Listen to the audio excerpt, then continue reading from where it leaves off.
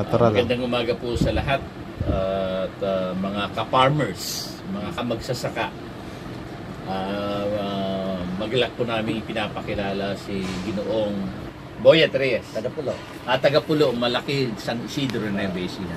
Paano ho nyo unang nakilala yung Trigis Pulgar po? Nakita ko sa Facebook. Facebook. Nagtanim ako ng pipino, tinry ko. Nung napansin ko sa pipino nga, walang hayop. Pati lamok nga ala eh. Walang lamok. Saka yung... Etong green po ginamit nyo. Etong red. Etong red. So wala talagang lamok. Putakte. Wala talagang hayop. Yung ibon niya hindi rin sila hindi nag-i-stay dun sa ilalim. Paando lang sila sa babaw. Nasa ibabaw lang po. Ibig sabihin nun talagang tinataboy po niya mga insekto. Mainam ka ako ito. Tapos nga yung nakita ko nga yung palay ko. Marami siyang nalaglag ng hinarvest kasi medyo dapa siya nung hinarvest. Ay, dapa po. Kaya marami siyang tumubo. Opo. Kaya lang hindi ko pinapal. Yung tapon po nung harvester. Tumubo. Yung palay po na tumapon galing sa robot. Opo. Tumubo. Tapos pinagpastulan na po yun ng kambing. Okay. Nung umuulan, nagkakatubig, tumataas yung palay ng gano'n. Tapos may sobra ako nito. Opo. Ayun, tinesting ko nga. Kasi para siyang nagbibilog na siya eh. Opo. Tinesting ko. Anong pangatlong araw nakita, ang laki ng ginanda. Opo. Nagulat pa nga yung ba't laki ka ng ginanda ng palay po. Inispray ko ulit. Ang ganda nung naging gawan. Hindi po siya ginabitan ng fertilizer, pero yung butil po nung uhay niya, anlintog. Mabilog siya na... Tsaka marami siyang uhay, ano ho? Opo. Makapal siya, kaya yung ang alam ko, hindi na siya sasapo eh. Opo. Kasi makapal eh, pero napasapo nito eh.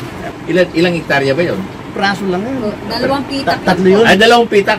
Hindi, 2 pitak kasi, 3 kasi yun. Dalawa yung nauna, yung isang pitak medyo nahuli. Sabi ko nga, nahihiya pa akong makita nila binibomba ko, baka sabi sira ulo. Kaya ubdang kapal na niya, talagang... Tapos bahagyang namumula pa po yun. Namumula pa. Tapos nung binomba po ng ganyan, bumerde. Ang ganda naging sapaw. Opo. Kaya nung pinagpatuloy ko. Kaya nakailang ani kayo? Nakailang kabang kayo? 24 pa, 10, 14, tsaka 12 uli, kaya 36. Yung kasamahan ko kasi doon, lagi siyang nagdadaan doon. Nagtataka raw sa bakit gumerte yung palay ko. Kasi yung kanya wala.